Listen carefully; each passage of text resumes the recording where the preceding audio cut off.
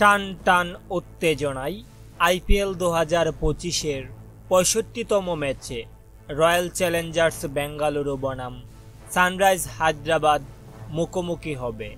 এই ম্যাচটিতে কোন দল জিতবে? এবার প্রতি ম্যাচের মতো এই ম্যাচটিকে নিয়েও ভবিষ্যৎবাণী করেছে জ্যোতিষী বিড়াল।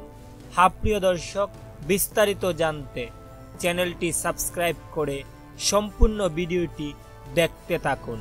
এই ম্যাচটি অনুষ্ঠিত হবে 23 মে শুক্রবার বাংলাদেশ সময় রাত 8টায়।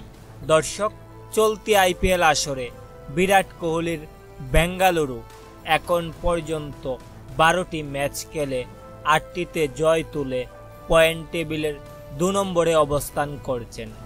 অন্যদিকে ধুঁকতে থাকা হায়দ্রাবাদ চলতি আইপিএল আসরে এখন পর্যন্ত সমান 12টি ম্যাচ খেলে মাত্র 4টি ম্যাচে জয় তুলে পয়েন্ট টেবিলের 8 নম্বরে অবস্থান করছেন। এছাড়াও এই দুদল এর আগে আইপিএল আসরে মোট 25টি ম্যাচে মুখোমুখি হয়েছিল, আর এই 25টি ম্যাচের মধ্যে 11টিতে বিরাট কোহলির রয়্যাল চ্যালেঞ্জার্স বেঙ্গালুরু জয় পেয়েছেন এবং সানরাইজ হায়দ্রাবাদ 13টি ম্যাচে জয় পেয়েছে। আর এবার চলতি আইপিএল আসরের 65তম ম্যাচে আবারও মুখোমুখি হতে যাচ্ছে এই দুদল। তবে দর্শক, এই ম্যাচটিকে নিয়ে ইতিমধ্যেই গুঞ্জন শুরু হয়ে গিয়েছে। কোন দল জিতবে এই ম্যাচে?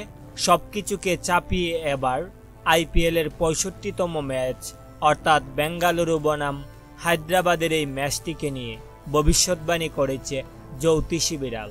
জ্যোতিষী বিড়ালের ভবিষ্যৎবাণী হতে জানতে পারি যে এই ম্যাচটিতেও বিরাট কোহলির দল বেঙ্গালুরু জিততে চলেছে। তো প্রিয় দর্শক, বেঙ্গালুরু বনাম হায়দ্রাবাদের এই ম্যাচটিতে কোন দল জিতবে বলে আপনি মনে করছেন তা অবশ্যই নিচে কমেন্ট করে জানাতে ভুলবেন না। ধন্যবাদ সবাইকে।